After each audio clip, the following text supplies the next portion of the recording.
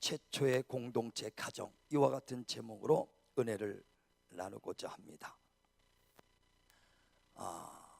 창세기 1장에서부터 하나님의 모든 만물을 창조한 창조의 역사가 있습니다. 그래 다 창조하신 후에 마지막 때 하나님의 형상을 따라 그 모양대로 사람을 지었다 그랬습니다.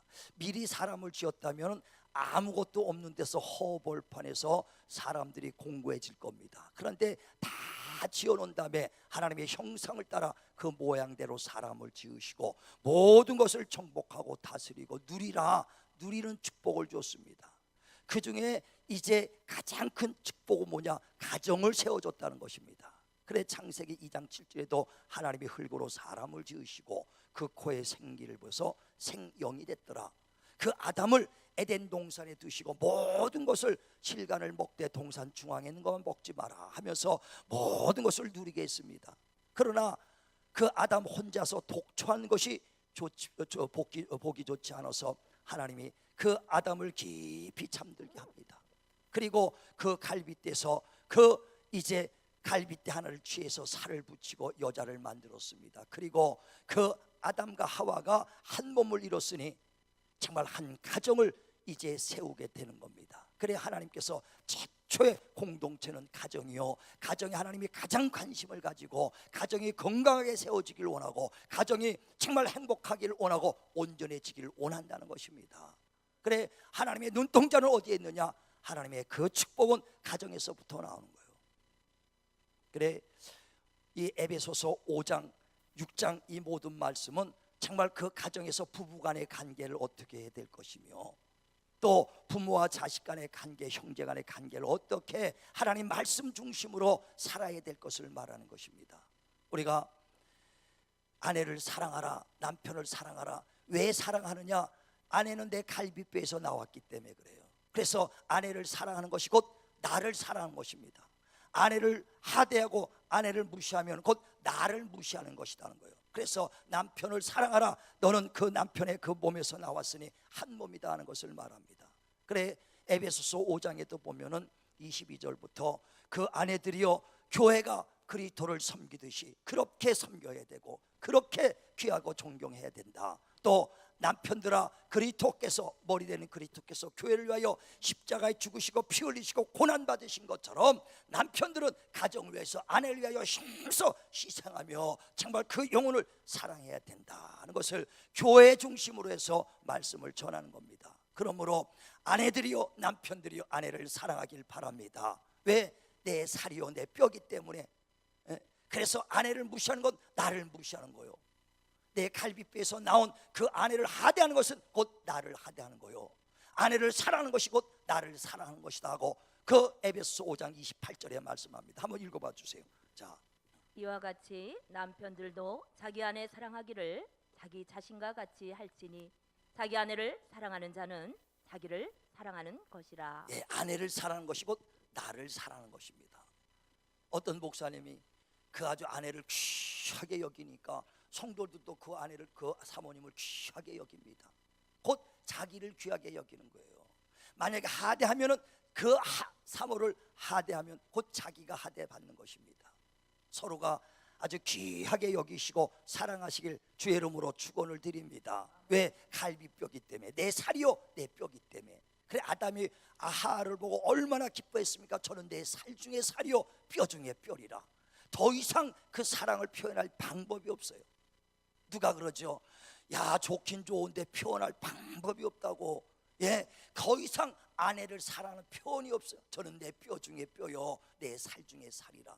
정말 왜? 내 뼈에서 나왔기 때문에 그 아내를 사랑하는 것이 곧 나를 사랑하는 것이다 하는 겁니다. 또 그 자녀들아 부모를 순종하고 또 부모를 공경하라. 이것이 첫째 되는 계명이다 하고 자녀들이 부모를 섬기는 법을 또 설명합니다. 그러면서 공경하라 순종하라. 그리하면 내가 이 땅에서 잘 되고 장수의 축복을 주리라 그랬어요. 우리가 옛말에 사랑은 위에서부터 내려오는 내리사랑이라 그럽니다. 부모가 자식을 사랑하는 건 본능이에요. 안 가르쳐줘도 다 사랑을 합니다. 짐승들도요 자기 그 새끼는 아주 귀하게 여겨 목숨까지 바치더라고요. 동물의 왕국을 보니까 치타가 아주 얼룩말들을 잡아먹으려고 보다가 그 중에 어린 새끼 하나를 딱 발견하니까 아주 얼마나 소리 없이 그냥 발자국도 싹싹 가지고 걸어가더라고. 그랬더니 근처에 오니까 얼마나 빠른 속도로 뛰어서 그 얼룩말 새끼를 확 뛰어듭니다. 그러니까 도망가다가 자기 새끼가 그 치타한테 딱 잡힐 것 같으니까 얼룩말이 그냥 뛰어서 치타를 그냥 들여박더라고요. 자기 목숨이 끊어질 것, 치타한테 물리면 자기가 죽을 걸 알면서도 새끼는 이렇게 자기 자식은 귀하게 여기는 거예요. 이건 짐승도 본능적으로 그렇게 하는 것입니다. 그 마태복음 7장 9절에도 너의 아들이 너에게 떡을 달라는데 누가 돌을 줄 뿐마가 어디 있으며 생선을 달라는데 누가 그를 뱀을 줄 뿐마가 어디 있느냐. 이 세상에 악한 부모라도 자식에겐 좋은 것을 줄 줄 알겠거늘 그랬습니다. 악한 부모도 자식에겐 좋은 것을 주기를 원해요. 우리가 그 시골에 내려가면 어머니들이 시골 갔다가 내려올 땐 바리바리 싸가지고 다 주잖아요. 참기름 하나까지 다 주고 어떻게 하나도 더 퍼주고 싶거든요. 이건 본능이에요. 본능. 그러나 자식이 부모를 존중하고 사랑하는 본능이 아닙니다. 내리사랑이라고 아래는 사랑해도 위는 사랑할 줄 몰라요. 여러분이 다 그렇잖아요. 응? 다 그러니까 내리사랑이지 그 위는 교육을 가르쳐야 돼요. 가르쳐야 됩니다. 그래서 부모를 존중하라, 부모를 순종하라, 부모를 공경하라고 성경도 가르치고 모든 세상의 모든 그 교훈이 다 그렇거든요. 근데 교훈을 배워도 자기가 자식을 나보고 켜봐야 부모의 심정을 알고 부모의 마음을 알게 돼요.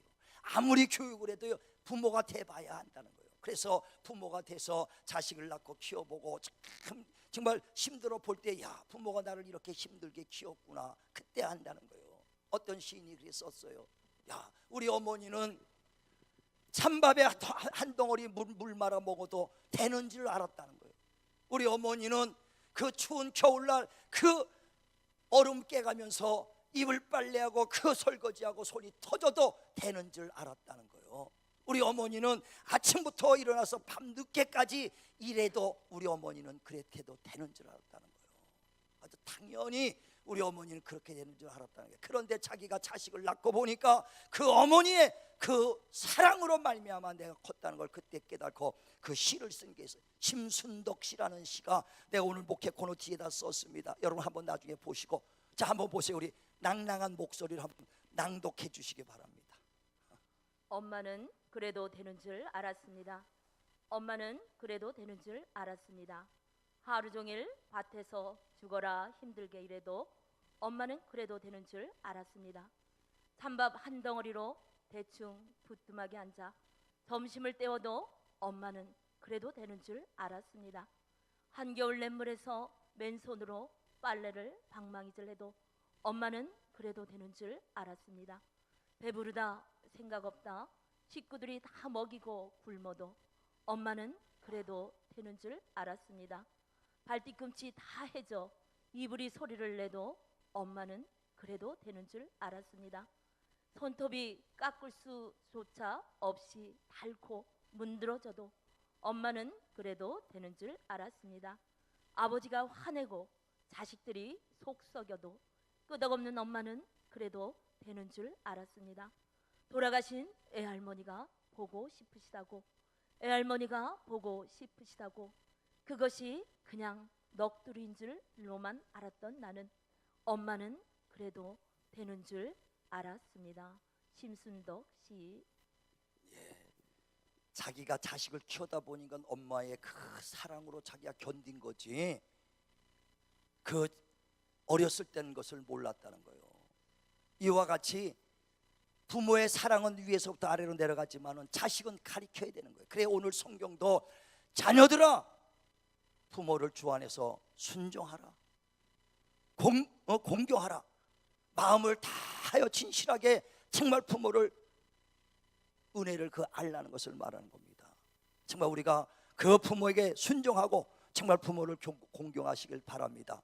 부모를 공경하고 순종하는 건 다른 게 아니라 그 말에 그 순종하는 것이 공경하는 거예요. 그게 공경하는 거예요. 부모가 얘기했는데 예 듣겠습니다 예 알겠습니다 하고 금방 돌아서서 딴짓하면 그건 공경하는 것이 아니거든요.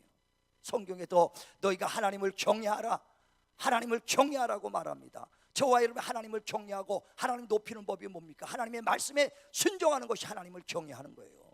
하나님께서 아브라함을 불렀습니다. 100세에 난 귀한 아들을 너는 모리아 산에 가서 그를 바치라고 그럽니다.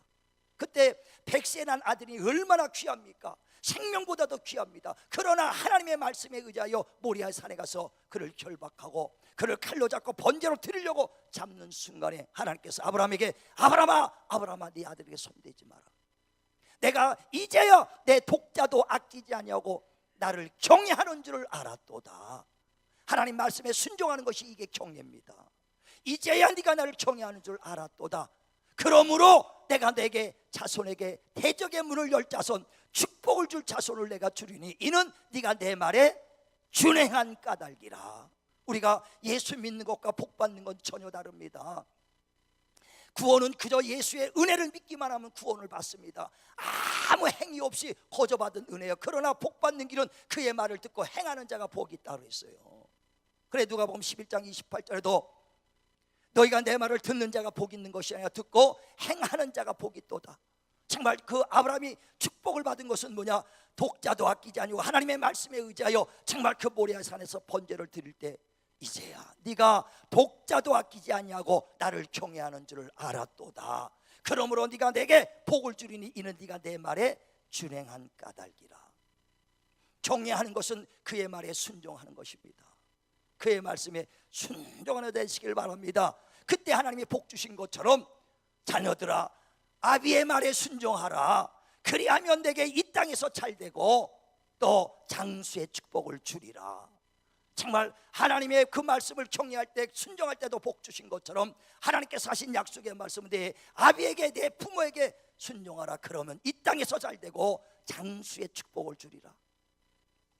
똑같은 하나님의 은혜의 말씀입니다. 그런데 우리가 하나님의 말씀 부모의 말에 순종하고 공개하는 것은요 주 안에서라는 말이 잘 이해해야 돼요. 자녀들아 주 안에서 부모의 말에 순종하라는 겁니다. 부모의 말도 주 안에서라는 거예요.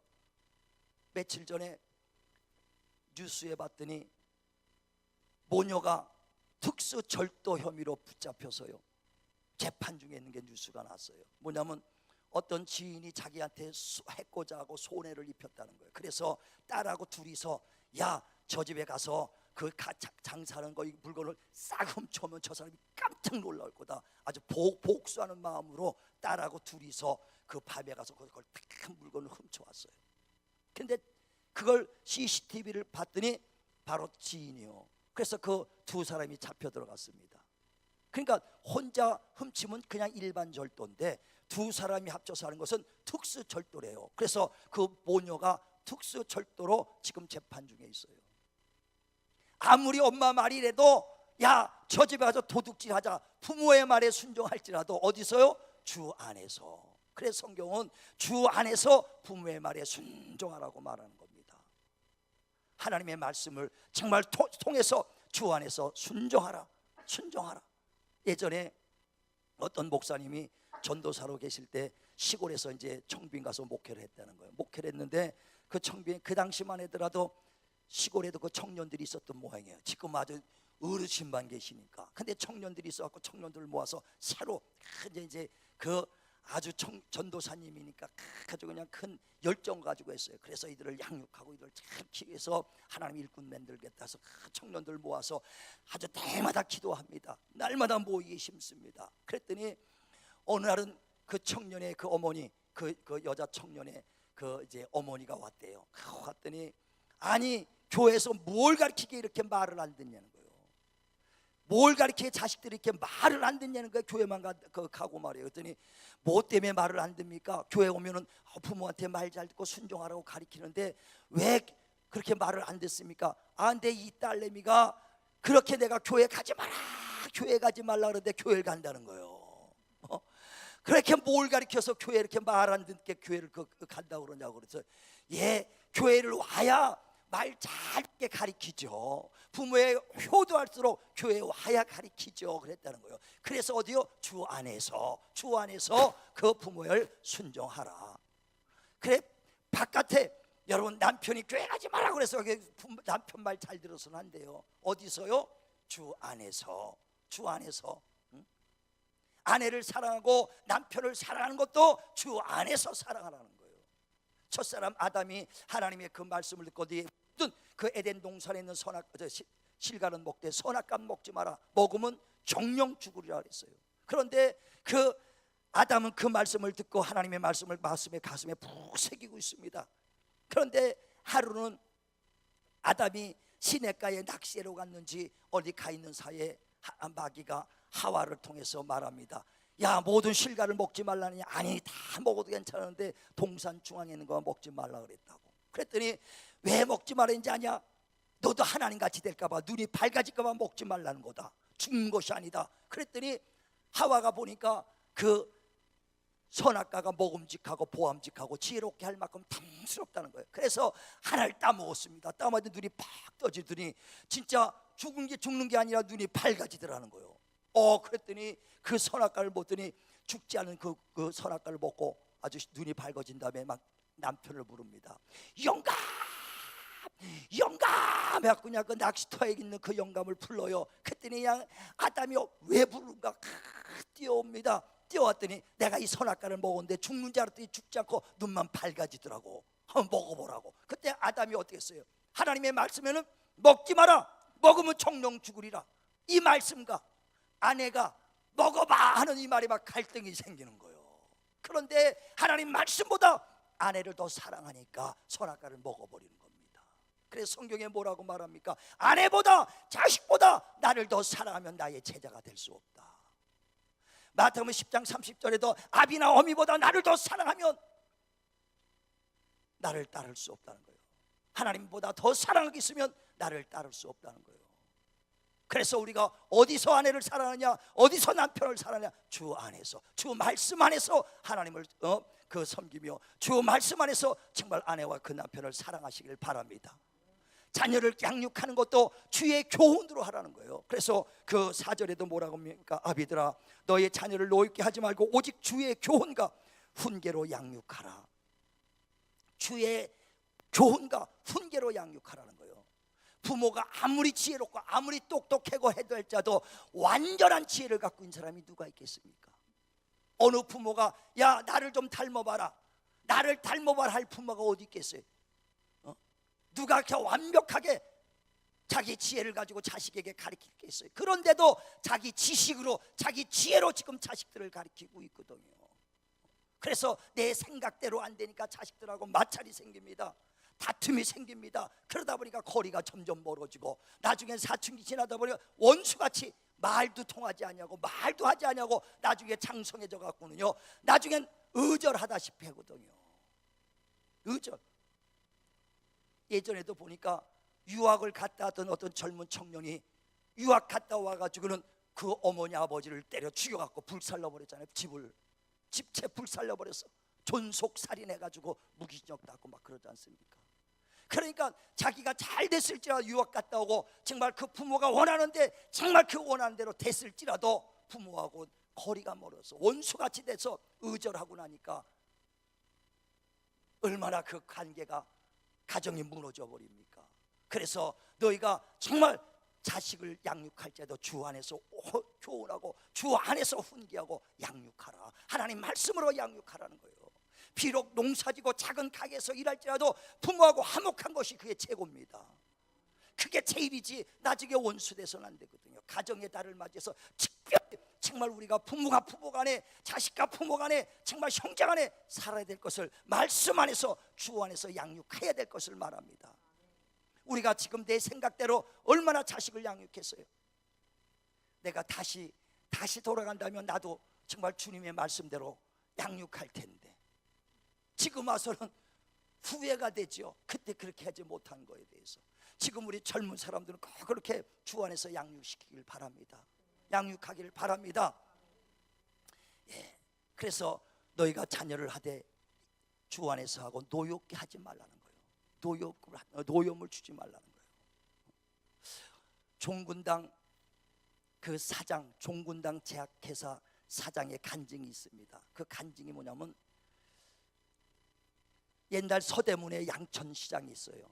옛날에 서대문 양천시장이 있는데 그때는 양천시장에 콩나물 장수가 굉장히 많았다는 거예요. 그 아낙네들이 콩나물을 키우다가 시루채 이구하고 거기서 콩나물을 파는데 그 아낙네들이 콩나물을 얼마나 파는데 콩나물 장수들이 쫙 양천시장에 많았다는 거예요. 근데 자기 어머니가 그 양천시장에서 콩나물을 팔았다는 거예요. 아버지 돌아가시고 혼자 그 자식들을 키우라고 자기 어머니가 콩나물 키워서 시루에 올 거 매일 새벽마다 갔는데 아침에 새벽 종소리, 교회 종소리가 나면 그걸 메고 그리고 가다가 교회 꼭 들려서 새벽 기도를 하고 그리고 시장에 나가서 그걸 팔았다는 거예요.